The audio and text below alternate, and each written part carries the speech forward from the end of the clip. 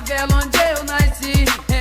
Cinema e trilha sonora são duas coisas que sempre andaram juntas. E não importa se eu tô falando aqui da trilha sonora que é só instrumental, né, que é aqueles temas dos filmes, ou então se é aquele tipo de trilha sonora que você convida um artista, né, convida um cantor pra lançar uma música específica pra aquele filme. O ponto é que o cinema e a música têm uma conexão tão forte que muita gente só associa essa conexão e quão importante que ela é quando de fato vai até o cinema, ou então hoje em dia, né, abre o TikTok, abre as redes sociais e começa a ver o impacto da música em determinada produção. No vídeo de hoje, nessa edição aqui do Cinemei, que é aquele quadro que a gente apresenta alguns conceitos de cinema, algumas reflexões e etc., a gente vai falar justamente sobre essa conexão do cinema com a música. Então prepara que hoje a gente vai ouvir algumas musiquinhas aí que só ficaram famosas, né, só viraram uma grande coisa por conta de algum filme específico. E aí meio que aconteceu uma troca, né? Todo mundo conheceu a música por conta do filme e todo mundo foi conhecer o filme por conta da música. Então,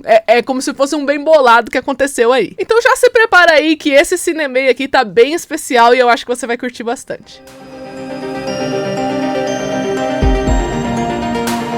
Oi pessoal, sejam bem-vindos a mais um vídeo do Plantão Geek. Eu sou a Miss Walker e hoje trazendo aqui mais uma edição do Cinemei, que, como eu falei, é aquele quadro que a gente fala de cinema basicamente, né? E se você tem uma música favorita aí, alguma música que você gosta bastante por conta de alguma coisa que você assistiu, além de eu pedir pra você se inscrever aqui no canal e deixar o seu like, eu vou pedir pra você comentar aí embaixo qual música, né? Qual produção, série, filme, etc. que você conheceu que tinha essa música aí que você gostava, tá? Eu quero conhecer aí as músicas favoritas de vocês. Então comenta aí embaixo que eu vou querer saber. Como eu tinha dito no começo do vídeo, o cinema e a trilha sonora, eles sempre andaram juntos, desde a época lá de 1920, 1910, que foi quando o cinema começou a se agitar, né? Foi quando começaram a realmente criar narrativas utilizando aí o cinema. Pra quem não sabe, no começo, eles tinham que utilizar artistas no palco mesmo pra poder criar ali uma trilha sonora. Porque o cinema era mudo, né? Então você não tinha ali um cantor, um musicista, criando a trilha sonora do jeito que a gente conhece hoje. Então imagina que o pessoal apresentava os filmes num tipo de lugar ali chamado Flicker. E basicamente os filmes iam nos intervalos ali de umas peças de teatro. E justamente para não ficar um silêncio ali, né, durante o cinema mudo, você tinha um artista no palco, um pianista, né, um cara tocando violino, sei lá, compondo ali a trilha sonora para aquele filme ao vivo. Então era praticamente uma orquestra que acontecia. À medida que as décadas foram passando e o cinema deixou de ser uma arte muda, acabou ganhando cores e aconteceu vários avanços tecnológicos nessa sétima arte,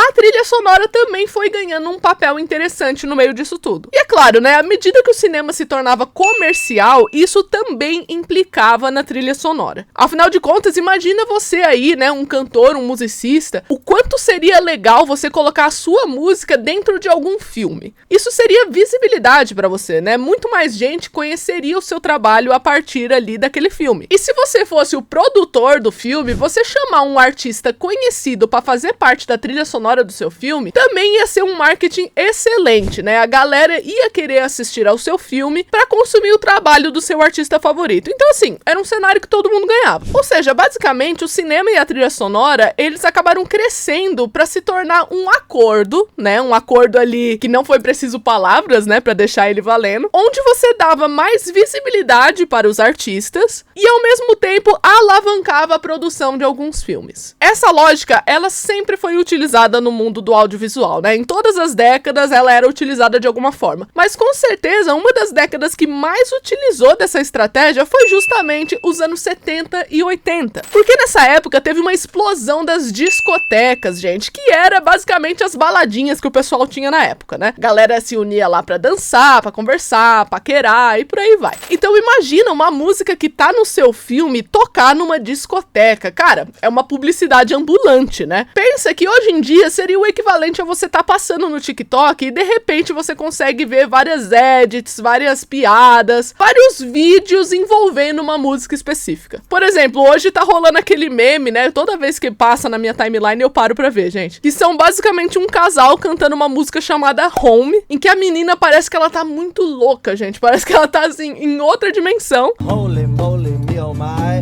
you're the apple of my eye. Girl, I'll never love another one like you. Mas aí, ó, aumentou a quantidade de pessoas que tá ouvindo essa música e essa música atualmente está aí nos principais hits atualmente, né, no momento que eu faço esse vídeo. Então, gente, basicamente essa estratégia era utilizada nos anos 80 utilizando as discotecas e isso trazia o dobro de dinheiro, de visibilidade, tanto para a trilha sonora quanto para o cinema ali, né, para aquela produção que estava envolvida com a música. E a partir daí foi criando um imaginário que ligava o cinema, o audiovisual, com a trilha sonora, com essa parte musical. E isso me fez pensar na quantidade de música que a gente conhece hoje em dia, que na verdade foi utilizada para promover algum filme, ou que toca em algum filme, etc. E muita gente hoje em dia, principalmente da geração nova, né, quanto mais vai passando as gerações, tem uma galera que esquece do filme, mas que lembra da música que tocou nele. Ou então, sei lá, né, você já passou por uma situação do tipo que você conhece uma música específica, mas você nunca assistiu ao filme e que essa música é vinculada? Ou de repente nem sabe que essa música é vinculada a algum filme? Então, né, eu vou falar aqui pra você alguns dos exemplos de músicas que foram vinculadas a um filme e de repente você não tava sabendo. Como eu disse, né, nos anos 80, isso era uma coisa muito comum, tava muito em alta você fazer isso. E cara, quando eu fui pegar alguns exemplos pra mostrar aqui no vídeo de hoje, foi difícil eu pensar em selecionar só alguns, porque era muito exemplo, era muita música. A gente tava falando de discoteca agora há pouco, e quando eu penso em discoteca, eu penso em John Travolta. E quando eu penso em John Travolta, eu penso em quê?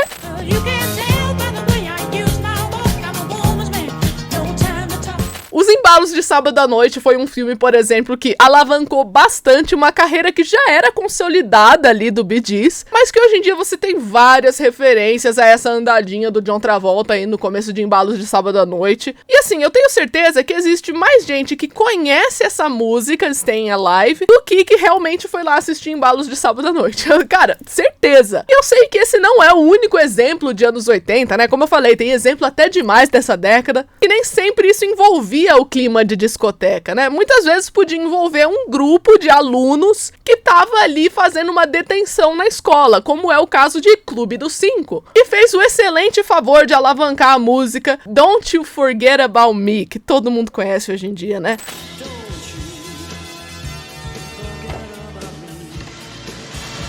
Se você pensa numa valsa entre dois personagens, né, uma dança coreografada ali entre um homem e uma mulher, você pode muito bem chegar em Dirty Dancing, Ritmo Quente, em que deixou super famosa não somente uma trilha sonora, mas também como uma coreografia. Aquela cena clássica em que o cara, ele simplesmente levanta a mulher, assim, pelo corpo e fica segurando ela lá em cima. Cara, isso é simplesmente parte da música Time of My Life, que ficou eternizada nesse filme do Dirty Dancing.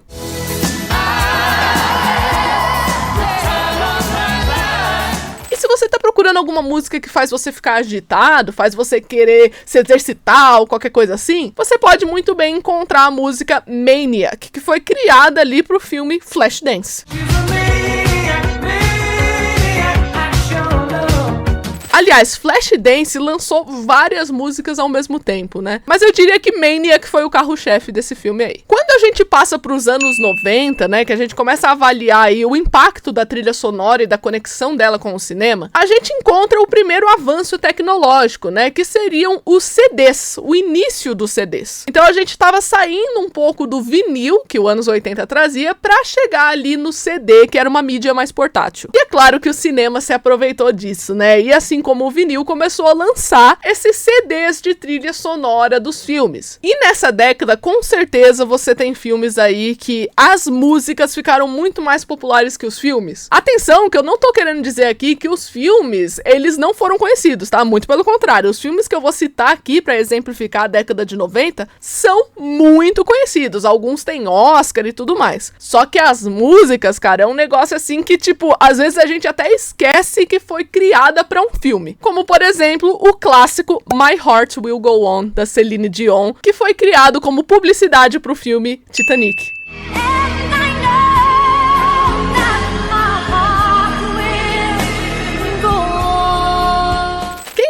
diria que nós teríamos também aí um filme sobre o fim do mundo, daquele estilo que tem um meteoro vindo pra Terra pra explodir tudo. E assim, um filme desse já tem uma temática forte, né? Mas fica muito mais forte quando o Aerosmith decide criar uma trilha sonora sobre isso. E assim foi criado I Don't Wanna Miss a Thing pro filme Armageddon.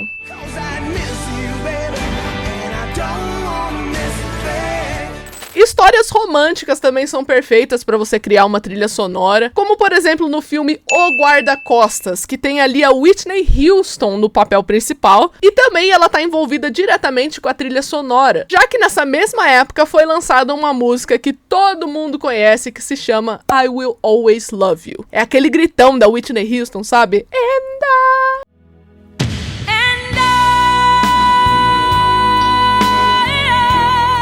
Pois é, gente, quantas pessoas associam essa música com o filme O Guarda-Costas? Pouquíssimas. Pro público mais jovem que assistiu de repente a Space Jam, que era um filme que tinha o Michael Jordan jogando basquete ali com os Looney Tunes, você também teve várias músicas que se popularizaram, só que a mais famosa de todas, muita gente nem associa com esse filme também. E é claro que eu tô falando aqui de I Believe I Can Fly. Gente, essa música é tudo. I believe I can fly. I believe I can touch the sky. Quando a gente vai chegando aqui para os anos 2000, a globalização estava acontecendo. Ou seja, mais veículos de comunicação, mais formas de espalhar o seu trabalho com a ajuda da internet. Então a gente não dependia somente do CD. A gente começou a ter algumas mídias digitais também. Inclusive, campanhas de Oscar ficaram muito mais fortes para essa questão da trilha sonora, né? E associar essa trilha com o cinema, justamente por conta da globalização, né? Porque agora você tinha essa ferramenta super importante, super poderosa, chamada internet. Com isso, por exemplo, foi possível você transformar uma música de um rapper numa grande trilha sonora, como foi o caso de 8 Mile, A Rua das Ilusões, que tornou popular uma música do Eminem chamada Lose Yourself, que eu tenho certeza que todo mundo conhece essa música.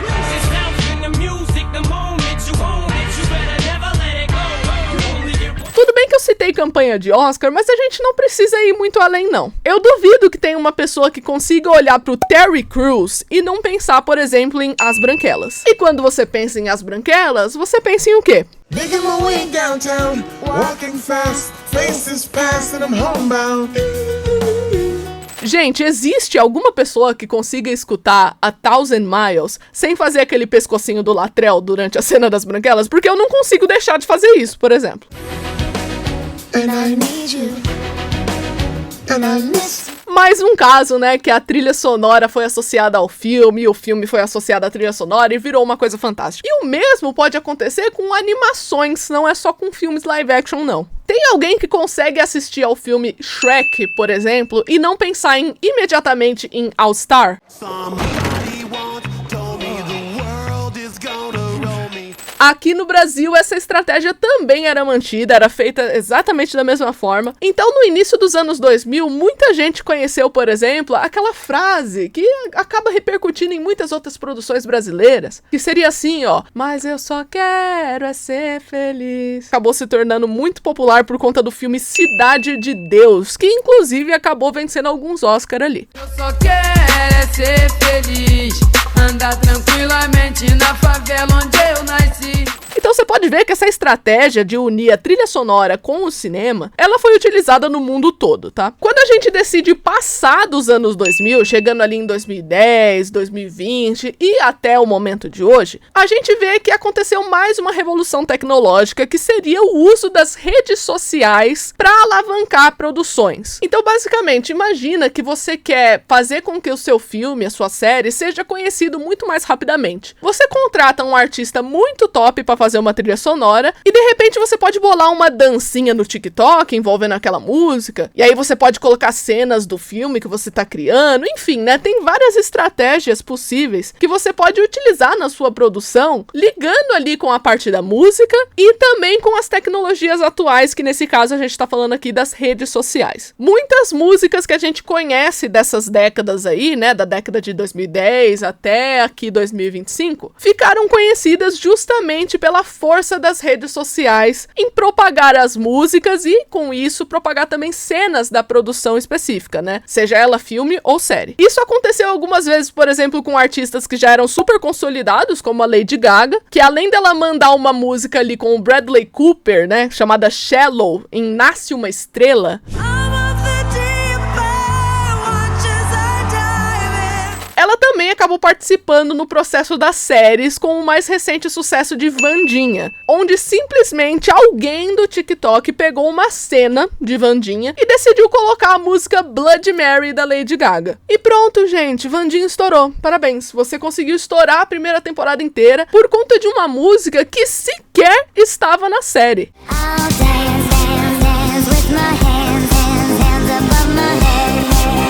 Então você vê como é que essa estratégia de você linkar a música com a produção, ela pode ser muito eficaz e é fundamental na hora de você criar e organizar campanhas para filmes. Animações, como eu já tinha comentado antes no caso de Shrek, não ficam fora dessa questão de estratégia. Inclusive, foi uma animação que transformou Happy, do Pharrell Williams, uma das músicas mais escutadas ali da época que foi lançada. Isso tudo por conta do filme Meu Malvado Favorito 2.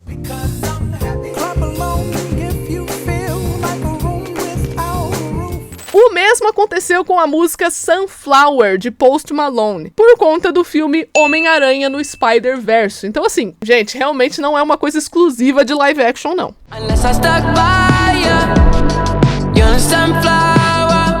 Isso também vale para músicas que não são do idioma inglês, tá? Como, por exemplo, recentemente, Arcane, que é uma série, né, ali da Netflix, conseguiu popularizar uma música francesa do cantor Stromae, que se chama Mamelue Ennemi. Inclusive, eu escuto essa música até hoje, porque ela apareceu ali na série, gente. Então, pra vocês verem que eu tô falando de um assunto aqui que também me impactou, tá? É uma coisa assim, aconteceu comigo também, eu acabei conhecendo ali mais do trabalho de um artista por conta de uma série.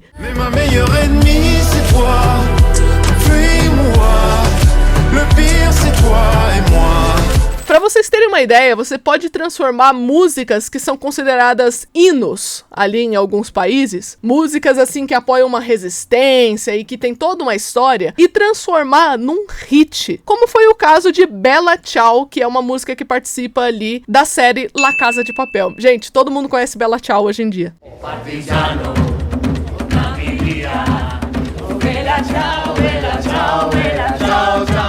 E é claro que é super válido eu falar que você pode trazer de volta à tona músicas que já tinham sido esquecidas, né? Músicas que são de 30, 40 anos atrás, porque de repente você escolheu utilizar essa música numa série muito popular. Isso aconteceu com Stranger Things, na 4ª temporada, que decidiu utilizar a música Running Up the Hill, de Kate Bush, em cenas muito importantes pra trama. E isso acabou popularizando novamente essa música, que na época que foi lançada não foi tão sucesso assim, tá? Então assim, Kate Bush ficou muito feliz com isso hoje em dia.